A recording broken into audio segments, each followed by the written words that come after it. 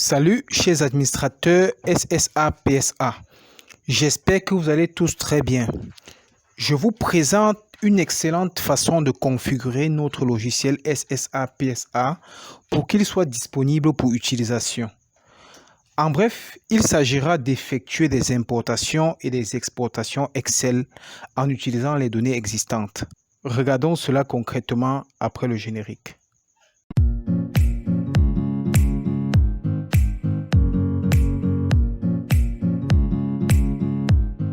Pour commencer, notons que nous avons déployé notre application SSA sur le serveur local. Et voici l'icône ici. Donc pour lancer SSA, on va simplement double-cliquer sur SSA. Automatiquement, le navigateur sera lancé avec l'application.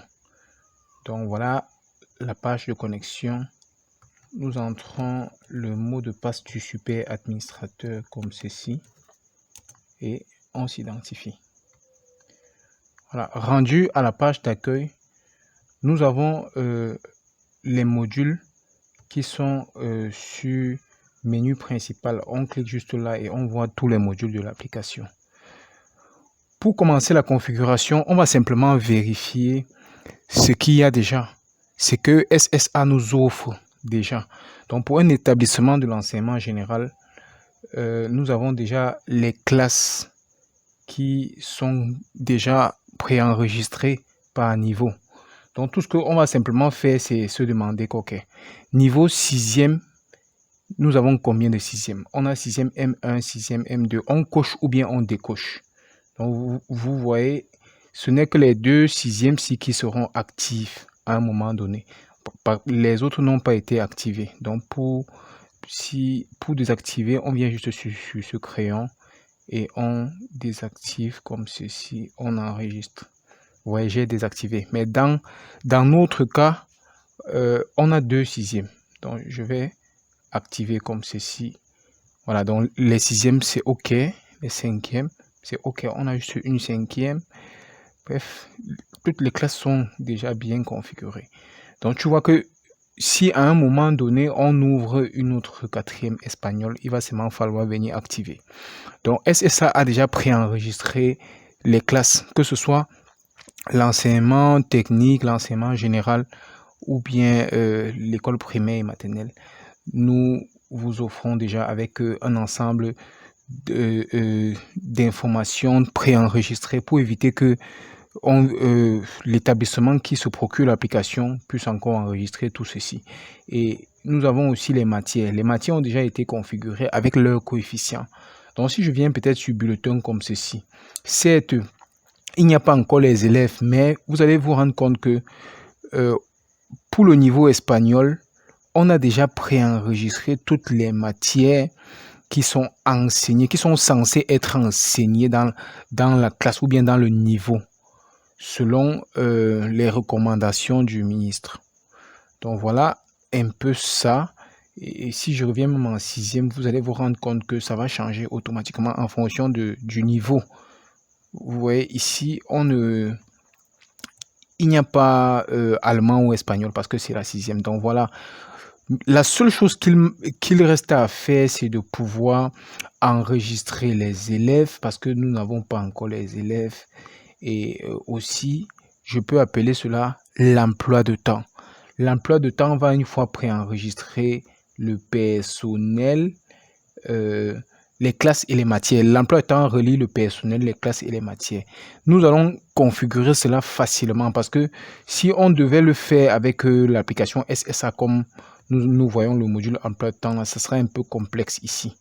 Parce que vous seriez obligé de venir saisir l'emploi de temps de la classe, c'est-à-dire préenregistrer d'abord les enseignants et ensuite maintenant enregistrer l'emploi de temps de la classe. Comme vous voyez là, je trouve que c'est un peu pénible.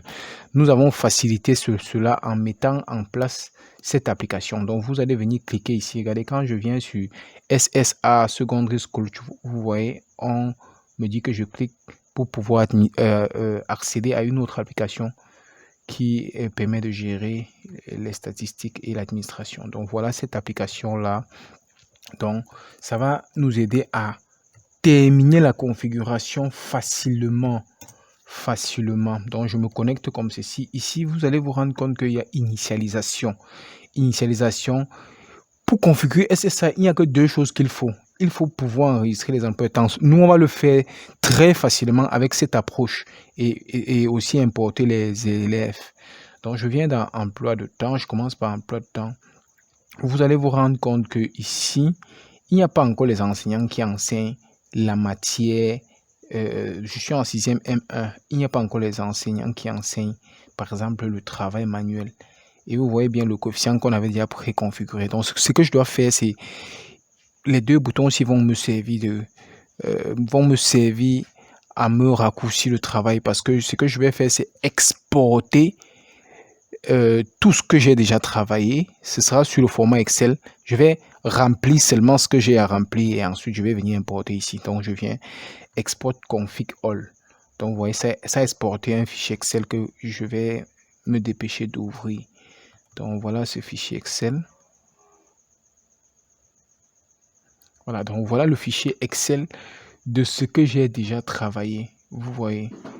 Donc, voilà le fichier Excel de ce que j'ai déjà travaillé. Donc, j'explique un peu ça. Vous voyez que j'ai déjà pour toute la classe de 6e M1, voilà toutes les matières qui sont censées être enseignées en 6e M1 avec les coefficients. Donc, du coup, c'est à ce niveau qu'on peut décider de modifier les coefficients. Donc, ce que vous pouvez faire ici, là, c'est de modifier. Voilà que les trois colonnes qui sont importantes pour remplir. Donc, si le coefficient est conforme, je laisse, mais si ce n'est pas conforme, je modifie. Et ensuite, maintenant, je viens entrer le nom du professeur qui enseigne informatique, par exemple, qui est coefficient 2 en 6e M1. Donc, je mets son nom ici, sans mettre monsieur, parce que je vais mettre son sexe à côté. C'est grand M majuscule ou bien grand F majuscule. Donc, si c'est un homme, je mets grand M. Si c'est une femme, je mets grand F et je mets son nom ici sans mettre monsieur, parce que le sexe va déterminer si c'est une femme ou un homme. Donc, tout ce que j'ai à faire, c'est simplement de saisir le nom de l'enseignant qui enseigne. S'il y a une matière qu'il n'y a pas d'enseignant, il n'y a pas de souci, on laisse vide. Donc, voilà comment cela se passe avec le sexe, bien sûr, à côté. Et quand j'aurai fini de faire cela, je vais venir maintenant ici sur le bouton import config all. Donc, ça va me demander d'aller chercher le fichier CSV et je vais réimporter cela dans l'application. Donc, voilà comment ça fonctionne. Voilà comment ça fonctionne parce que l'importation va faire comment? Ça va préconfigurer tout. C'est-à-dire, quand un enseignant va venir maintenant se connecter et par défaut, les paramètres de connexion de l'enseignant sera le premier nom qui est égal au mot de passe. Donc, si j'entre ici, par exemple, je sais pas, Tala Daniel, enseigne informatique. Il enseigne info en 6e M1 et il est de sexe masculin. Par défaut, quand je vais importer ce fichier, il va se connecter avec Tala. Et quand il va se connecter, on va lui demander de modifier son mot de passe. Donc, voilà comment ça fonctionne. Et il va que voir les matières qu'on lui a assignées. Donc, en fonction, ça va faire un tri ici et il va pouvoir enregistrer les notes des classes qui lui ont été attribuées conformément à ces fichiers. Donc, voilà comment ça fonctionne déjà Il manque les élèves. Après ça, tout est bon. Pour les élèves, je reviens toujours à ce niveau. Dans cette application, je viens sur initialisation. Je choisis les élèves. Bon, si je veux importer seulement les élèves de la 6e M1, je vais cliquer ici là sur import élèves. Ouais, vous voyez un peu, non? Oh, si je veux importer tous les élèves conformément au format ci. Donc, je vous montre le format du fichier qui est attendu pour les élèves. Donc, voici ça ici. Donc, j'ouvre. Alors, donc voilà le format des élèves attendu. Donc, ça veut dire que quand je vais fournir cela à l'administrateur, à celui qui va gérer le système, ce sera vide en fait. Ce sera vide comme ça. Donc, je vais vider tout ça et ça sera un fichier vierge. Il va entrer le matricule de l'enfant. S'il veut, c'est facultatif. Parce que l'application peut générer aussi automatiquement le matricule de l'enfant. Donc, ça peut être vide ici, il n'y a pas de souci. Ce qu'il faut, c'est le nom de l'enfant. Si tu veux, tu mets tout ici, dans nom, et tu ne mets rien en prénom, il n'y a pas de souci. Vous mettez le sexe, vous mettez la date de naissance sur le format ci, le lieu de naissance. Bref, je conseille de pouvoir récupérer un max d'informations concernant l'enfant. Parce que il y a aussi les SMS qui peuvent décoller.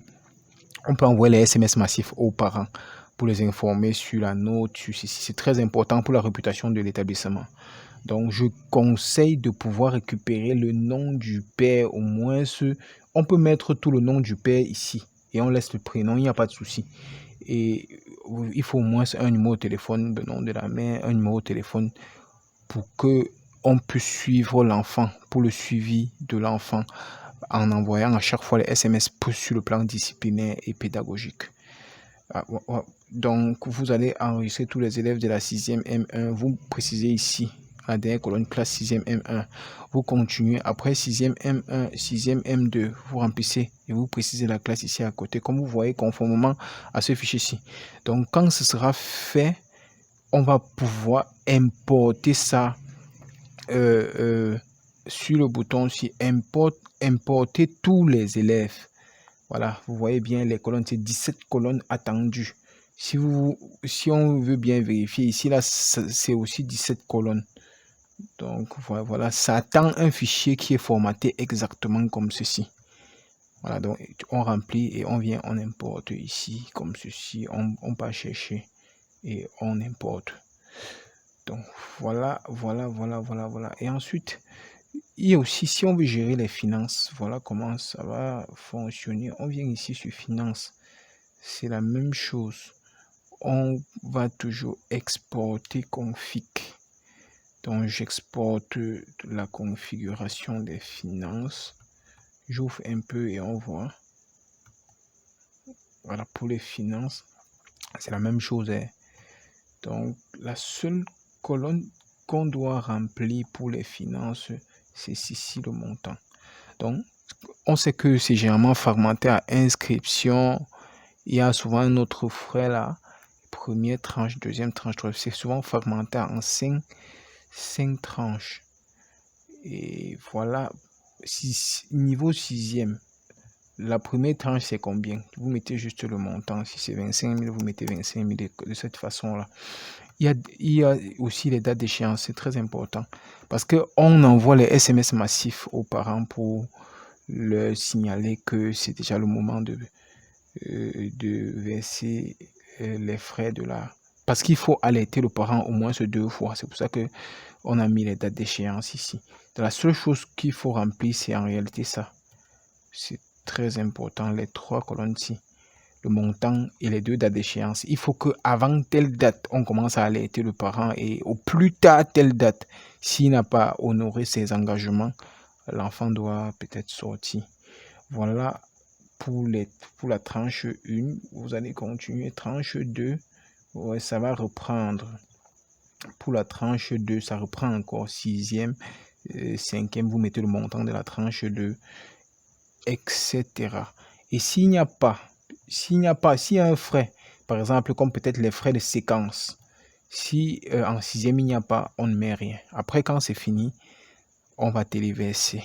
On va venir toujours sur cette puissante application import config.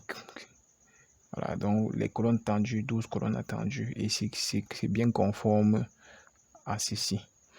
Et on va importer ça comme ça. Donc du coup, ce qu'il y a à faire, c'est le fichier Excel sera fourni et vous allez remplir, c'est-à-dire que les administrateurs vont remplir et ils pourront me soumettre cela, j'importe. c'est-à-dire en attendant qu'ils puissent vraiment acquérir les aptitudes d'être autonome, de pouvoir le faire comme vous voyez, je suis en train de le faire dans cette vidéo-là.